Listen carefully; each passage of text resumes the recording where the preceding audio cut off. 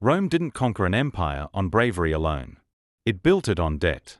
We think of the Roman legions as invincible soldiers driven by honor and discipline.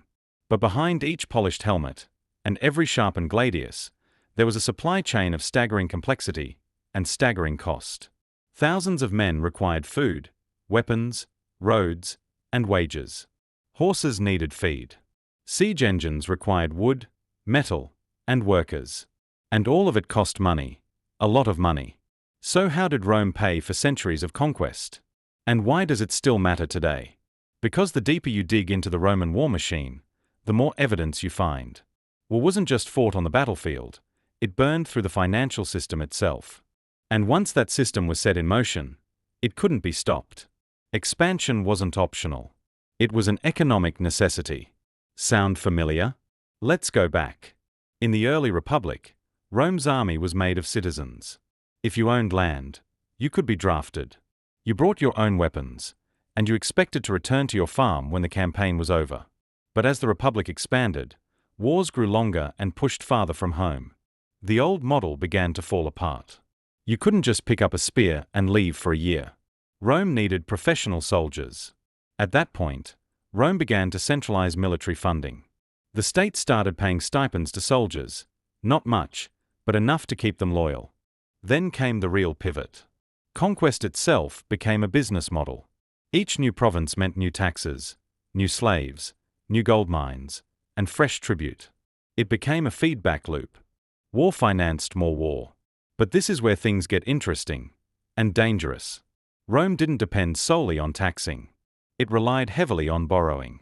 During long or costly wars, like the Punic Wars against Carthage, the Republic took on giant public debts from its wealthy elite, especially the equites, Rome's rising financial class. These weren't patriotic donations. They were investments. And investors expected returns, interest payments, tax farming rights, and business monopolies in newly conquered territories. War became a business. And the more profitable it became, the more wars Rome fought. Sound familiar? This militarized economy reshaped everything. Power shifted toward generals who could promise loot. Senators became shareholders in violence. Private contractors, the publicani, managed logistics and tax collection, siphoning off fortunes for themselves. It was military-industrial capitalism, wrapped in a toga. And the costs kept climbing. To pay soldiers and creditors, the state constantly needed new revenue. When conquests slowed or uprisings drained the treasury, Rome did what all hegemons do. It debased the currency. Under Emperor Nero, the silver content of the denarius was secretly reduced. Over the next 2 centuries, emperors watered it down again and again, until a solid silver coin became a thin, shiny promise backed by nothing. Inflation followed. Confidence collapsed. And by the 3rd century, Rome's currency system was in free fall. Meanwhile, the rich grew even richer. Senators and equites protected their wealth in land, slaves, and foreign accounts. The poor paid taxes in full-weight currency, while the rich secured exemptions, and even gained shares of taxation. Public service collapsed. Corruption soared. And the cost of endless wars fell almost entirely on those at the bottom, through inflation, forced labor, and military conscription. This wasn't only a military collapse. It was a monetary collapse. Now stop, and look around today. Governments running massive deficits. Wars funded through borrowing. Central banks quietly debasing currency to cover the gaps. A financial elite enriched by defense contracts and crisis profiteering. An economy where growth, military, monetary, or market-driven, is the only thing keeping society afloat. This isn't a perfect parallel. But the DNA is disturbingly familiar. Rome teaches us that any economy built on expansion, especially violent expansion, eventually runs out of room. You run out of land to conquer, resources to extract, enemies to fight. But the debt remains. The expectations remain. And the revenue dries up. That's when the state begins to squeeze its own people. Rome turned to heavier taxation. More currency debasement. More control. Bread and circuses to keep the masses quiet. While the elite fortified their estates. Sound familiar? Today we don't call it tribute. We call it taxation, money printing, or monetary policy. But the mechanics are strikingly similar. Central banks print money.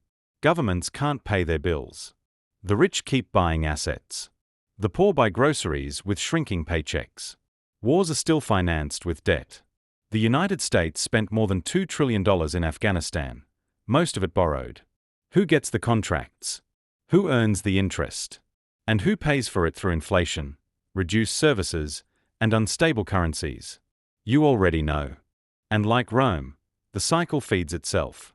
Once debt becomes the baseline, you don't need an emergency to print money. Just the need to avoid collapse. The exceptional becomes normal.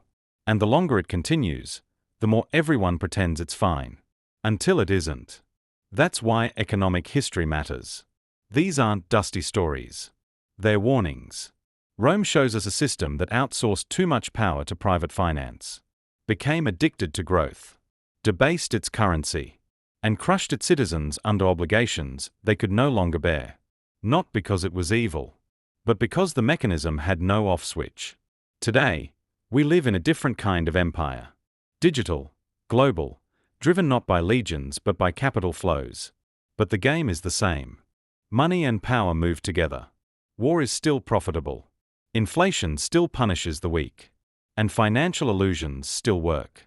Until the moment they don't. So what can you do? Start by seeing the pattern. Most people don't. To the average person, inflation feels random. Taxes feel inevitable. Debt feels like freedom. Growth feels infinite. But the Stoics had a word for that. Delusion. You can't escape the system entirely. But you can understand it. You can stop playing blind. You can build resilience, financially and mentally. Study financial history, not just personal finance. Watch for signs of systemic stress, not just market hype. And always ask, who benefits when I stay confused? You weren't meant to know this. You weren't supposed to ask how Rome funded its wars, or how modern states do it now.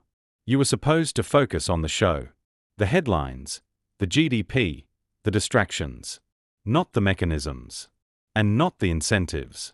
But now you know. And once you know, you can't unsee it. Financial education is about more than budgeting or investing. It's about understanding power, understanding systems, and seeing through the illusion of stability. So the next time you hear about a new conflict, a new stimulus, a new crisis, don't just watch. Follow the money. Ask who lends, who earns, and who ultimately pays. Because if history teaches us anything, it's this. Empires don't fall when the enemy breaches the gate. They fall when the math stops working. And no one dares to fix it. If you found this valuable, hit subscribe. History has the answers. I'll show you where to find them.